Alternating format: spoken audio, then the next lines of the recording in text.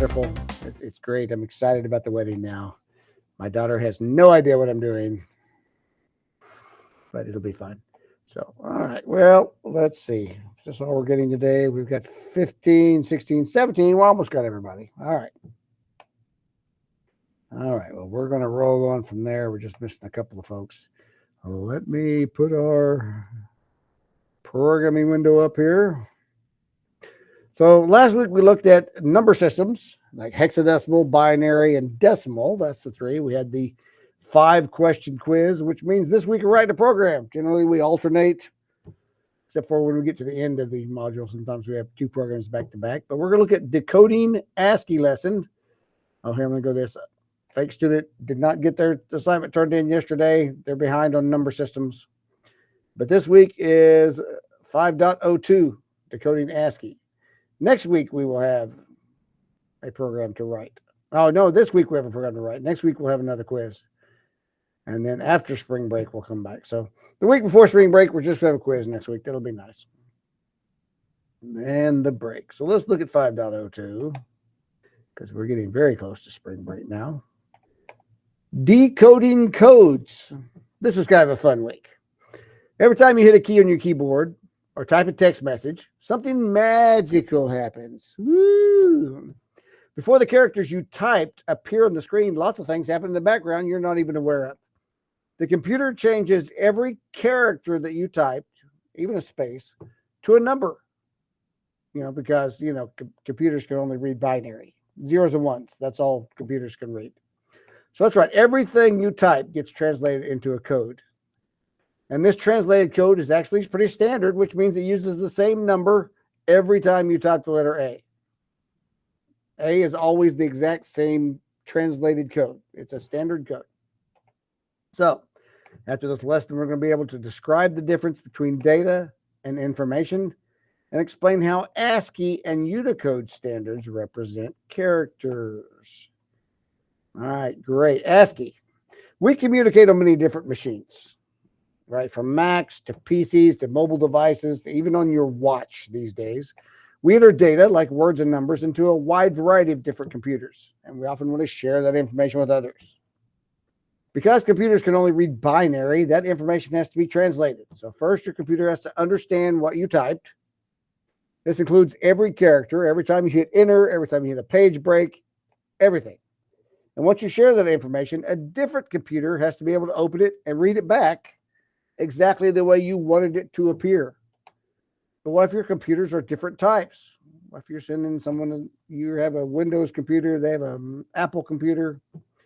This is where ASCII, ASCII, American Standard Code for Information Interchange. That's what ASCII is, an acronym. American Standard Code for Information Interchange. So where ASCII comes in. ASCII is the American standard for exchanging information. That means there's a special code that all machines use to receive and deliver data. So select the sample chart to see a more complete list. Right here is just 5 things, right? The decimal 65 in binary is 10000001, and in ASCII, it's the character A. 66 is the character B. 67 is the character C. 68 is the character D. 69 is the character E. Okay. So a standardized code. Let's see if I click this. Does that just get bigger or does it take me to a whole? See, if you click on this little corner up here, it'll take you where you can see the entire ASCII table. Look at all these characters it can be over here on the right. There's some very different looking characters. But notice, and this would make sense if we stop and think about it, space has an ASCII character because you got to put spaces when you type. Here's all a bunch of punctuation marks, parentheses, numbers 0 through 9, equals. And here, now notice these are capital A. 65 is a capital A. For a lowercase a, it's 97. It's different for capital letters and lowercase letters. So, but there's all of those. Even the delete button, all kinds of, all the way down to 255. But these very different characters over on the right.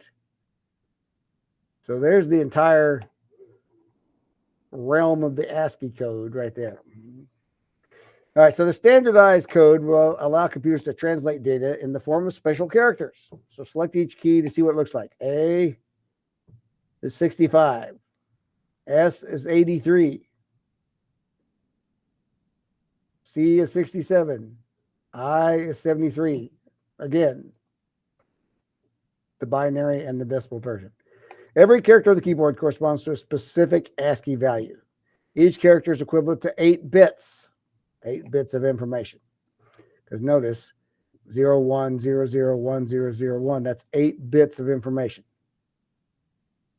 Because ASCII is a standardized code for all computers, it's easier for them to share information this way without losing data. All right, so data, here's the difference. Data is a collection of quantities or characters computers use to perform operations. Like a test score, that would be data. Information is a collection of values derived from data. It has a meaning for people, like the average of all your test scores would be information. Data would be the individual test scores.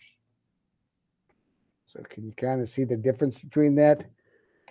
The information is values derived that has meaning. So let's see what your average is. All right, let's look at page 3 here. ASCII is great, but it's only limited to 256 characters, 0 to 255, right? It's designed for languages using the Latin alphabet. So in our current global economy, it's pretty common for people to communicate across different languages now. So what if you need to translate characters into Chinese or Arabic, right? That's where Unicode comes in. Let's see, Unicode is a global code that covers many more characters than ASCII because they would need to for other languages because all those other languages wouldn't use all the same characters. So globally, there's a need for many more characters and symbols, which basically makes your computer multilingual.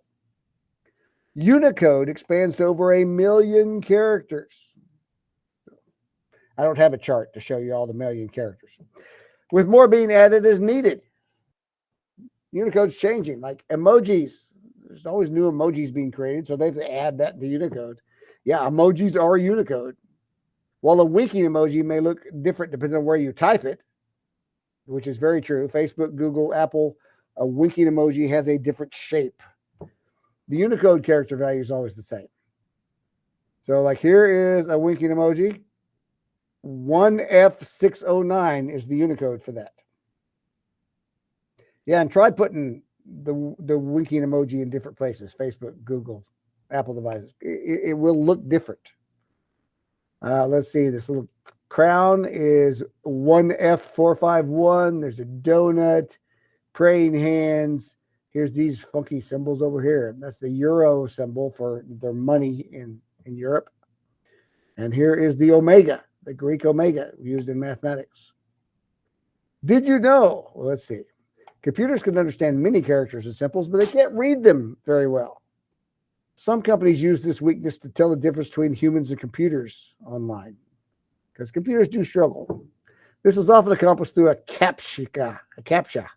You see these CAPTCHAs all the time, where twisted and distorted letters and numbers are shown where you have to type something in the CAPTCHA. Computers can't read this very well, so if the correct characters are duplicated, it must be a human. Computer can't read it where it's all wavy like that. Password security. So that's why you have those. Computers struggle in several areas, including doing math. Computers are terrible at math. Man, these AI, I put math problems in and it gives me the wrong answer all the time. Encoding and decoding. All right, this is where you need to pay attention because our program is going to do with this today. Humans have been using code for as long as we've existed. Some codes are written like early hieroglyphics, where images represent ideas and language. Some codes are unwritten, like the friend code that says we all have to use the bathroom at the same time, right? That's an unwritten code, ladies, But here we're talking about computer code, specifically encoding and decoding. So when you encode something, so our vocabulary here, when you encode, you take data and you translate it into a code. You're making a secret code, right? You encode it. That's what your computer does when you turn your data into ASCII characters. Suddenly it's created all these ASCII characters for whatever you typed. Then when you decode it, you take encoded information and translate it back to something we can read. So encoding and decoding played a huge part in human communication, especially in wartime. They encode messages so if the enemy intercepts it, they may not understand it. Early aviation and radio used Morse code. That was the early encoding. Morse code was used to translate before we had telephones.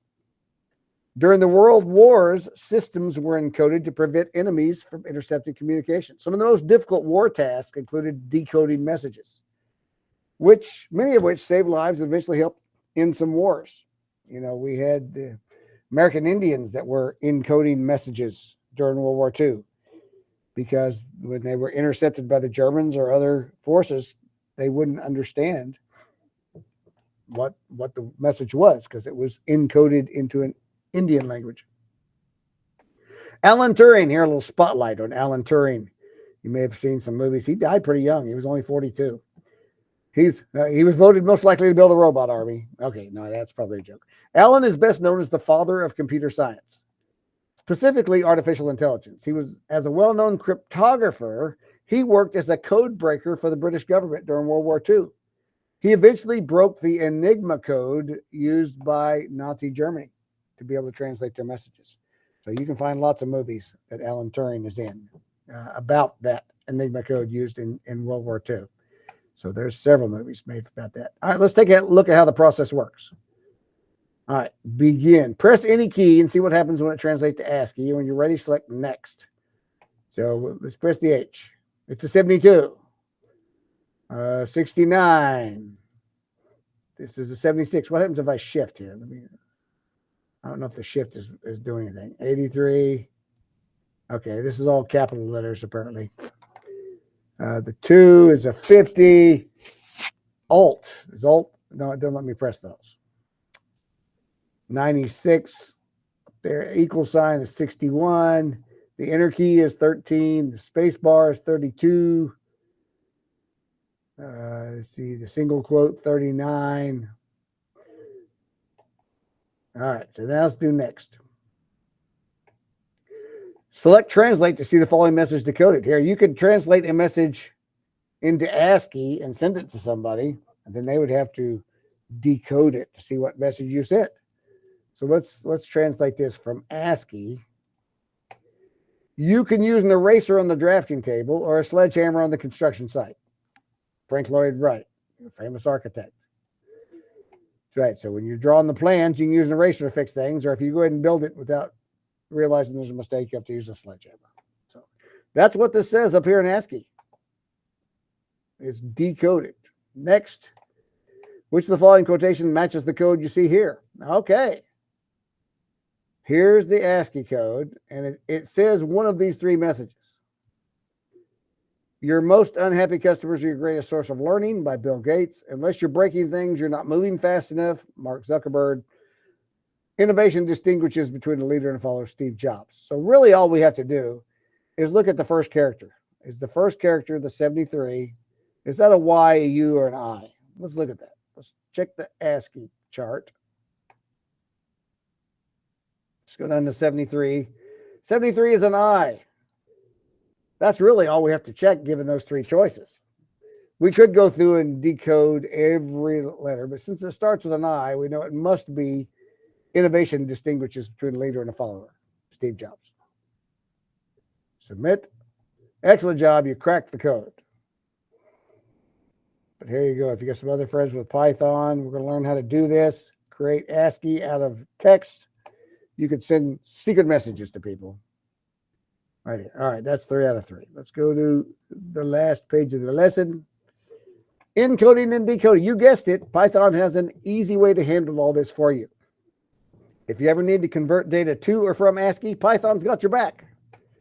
Here's the two functions we're going to use here. To encode in ASCII, to put something into ASCII, use the CHR, parentheses, parentheses, character. That's the character function. So you're going to put text in there, and it's going to convert it for you. To decode back into words, you're going to use the ORD function, short for ordinal. Ordinal refers to a numerical position or order. So I'll put it back there. So we had this character. This is asking Python to print the ASCII encoded character for the decimal 65. Should print an A if we did that. Ordinal, you're asking Python to decode the letter A and print the answer to the screen, so it'll print 65. All right. Let's try some of this in our program here. So here is print ord A, S, C. If we have I, and exclamation mark, 6 lines of printing that we're using that ORD command, ordinal, which means print the ASCII version of that. And then we have a print statement, print character 65 plus 83 plus 67 plus 73 plus 73 plus 33. Run the program. Those 6 print right there prints the ASCII equivalent. This last one prints the character. What is the character for 65? It's A. What's the character for 83? It's S. What's the character for 67? It's C, I, exclamation mark. So ORD is to print the ASCII equivalent. Character prints the actual character that we understand and can read. So these two act as opposites of each other. Ordinal and character. All right, let's look at the next example. Define main. I need 3 and then print whatever character 189 represents. Feet of fabric for this project. This is real handy in Python. It is 85, print whatever character 176, and cloudy today. Print whatever character 191 represents, plus the actual letter C, and then print whatever character 243 represents. Motelamas. Solve 3 plus whatever this character represents, plus 4 plus whatever this character represents. And then London gas costs, whatever this character, 1.15 per liter. Let's run the program and see what these things actually look like. Look, character 189 is a 1/2, 3.5 feet. I need 3, and this is the symbol for 1/2. It is 85 degrees. Look, the little degrees symbol. You can print that using ASCII. Here is the upside down parentheses. It's used in other languages. This is, oh, look, 3 squared plus 4 squared. That's what this character 178 is. It's the superscript 2. And then there is the euro symbol. In London gas costs. Oh, notice it's the pound symbol for, they're not on the euro in London. 1.15 pounds per liter. So there's a great use for ASCII right there. Being able to print things properly. That degree symbol is great because we can't do that any other way. But you can do that in Python using the ASCII equivalent. All right, let's look at the next one here. Oh, here's a hidden message. Look, they made their message a list. I love it. A list. We learned how to do lists last unit. So they made this list of all these numbers. Obviously, these are going to be converted from ASCII. So then they made a new message, and they made it just blank. So now they use a loop. This is great. Using the loop. So for m in message. Take new message, which starts out empty. And I want you to take new message and add the character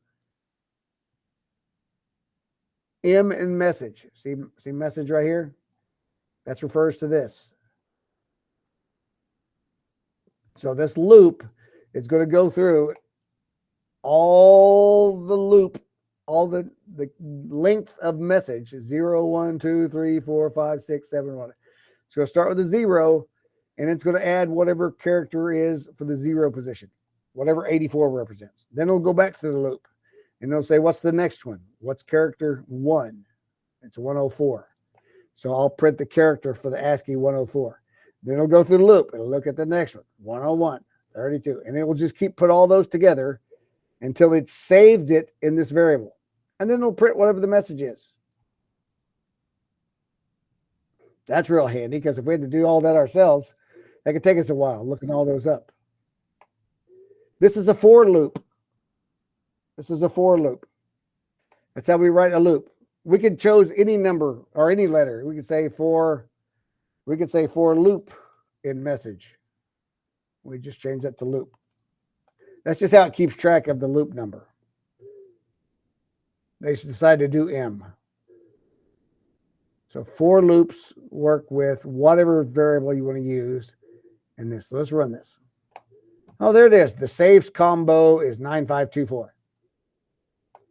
So this message up here, all these characters they encoded was a combination for a safe, 9524.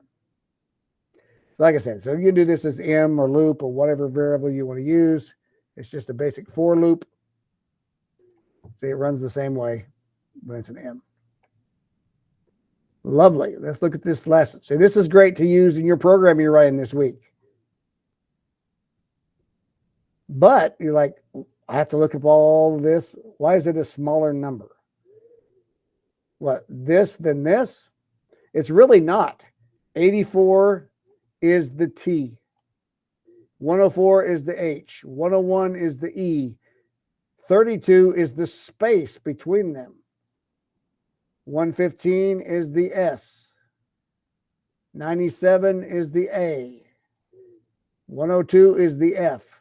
So all of these are just one character, but it's one number per character. So if you counted how many numbers there were, it'd be the same as the number of characters, including the spaces. You can't forget the spaces. So let's look at the last program example they have. Now here's where they just actually typed the message. Just because they wanted to use M. They just decided to use M. They can do whatever. Like I say, I changed it to loop and it still worked. Look, here they're doing two of them on this one. They did 4M in message, and this one they did 4C. So you can choose whatever for whatever. It's a for loop. They just chose that. See, this one they said 4C and print C. 4M, and they used M. So this one, they typed their message, which this be the way I suggest you do it in your program this week. Type a message, put it in quotes. Then they created a variable and they call it code message. So this is going to be where we store the coded message. So then they're going to go through this loop, and they made that a list. Notice, see, that's a list. Code message is a list.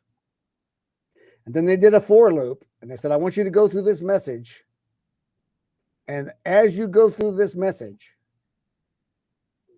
for the list code message, append. Remember, that's a command we use to say, add this to the list. Just add this to the end of the list. So it's going to go through the first time it goes through this loop, it's going to go to message and look at the 0 item. That's going to be the capital T. And it's going to convert it to ASCII using the ordinal command. And whatever the ASCII equivalent is of that capital T, it's going to add that to this list. It'll be the first thing on the list because there's nothing right now. It's an empty list. And then it's going to go through the loop again. And so now this will be a 1. M will equal 1. So it will go to the 1 position of the message. And it'll say, what is the ASCII equivalent of R? And it will add that to the end of the list. And then it'll go through and look at the E and add that and the A. And it'll go through the space all the way down to the period. And it'll add those into the message. And then it's going to print 4C in code message, print every one. It's going to go to the loop as it goes through there and print everything in code message. So let's look at this. Treasure map hidden behind painting. There's what it looks like in ASCII. So you could write a secret message and send that to somebody else, and they could write a program to convert it back from ASCII into characters. So this is the function you use to do that. ORD. It takes characters one by one and creates a program. Here's the template. I do have the template in Google Classroom. So here it is. Think of a secret message you want to encode. Maybe a famous quote, lyric, your own personal motto, whatever message you choose. Totally up to you. And then you're going to use these two functions, the ordinal and character functions, and you're going to encode the message and then decode it back. Now, here's an option. You can ask the user to guess it if you want. Just an option. Or these are all options, right? You could display the message in binary, or you could add a 2 to the number to give it further encode, right? But whatever you do, you don't have to do this. These are options. That's all options. But if you do that, remember, you got to reverse it when you're decoding it, or you'll get the wrong decode. But what you have to do is you have to think of a secret message, use that to encode the message, print the encoded message, and then decode the message back and print the decoded message. All right, write your pseudocode. Make sure you put your comments as your name, date, description of the program, all that good stuff. Use meaningful variable names. Here's an example of the output, the encoded message. All right, and then they print the encoded message. The decoded message, try not to become a man of success, but rather try to become a man of value, Albert Einstein. Let's see, so let me go to the program I wrote here. All right, run program. Now, unfortunately, the way our Python works, it didn't show the code. Any guess what this says? No idea. But here's what it does. There's my encoded message. 87, 104, 101. It prints all of that. And here's what it says. When I was growing up, I always wanted to be somebody. Now I realize I should have been more specific. That's just the message I chose. Now here's how I did that. I did a quote. I put that in quotes. I made a list of code message, and then I had it do exactly what it did in the program. I add onto the code message list. I did a for him in quote. And then I printed the code message. I guess I could have done this. Let me space over. Print. Here is my encoded message. Oh, I got to put that in quotes.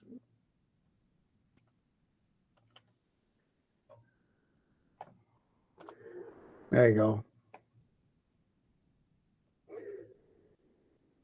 And then I could put a blank line just to separate those. Print. I can just do a print, just print it. And that'll put some space in there. Nope, no idea. So I just had to say, here's my encoded message, and I printed the encoded message, and then I put a space, and then I put what it says.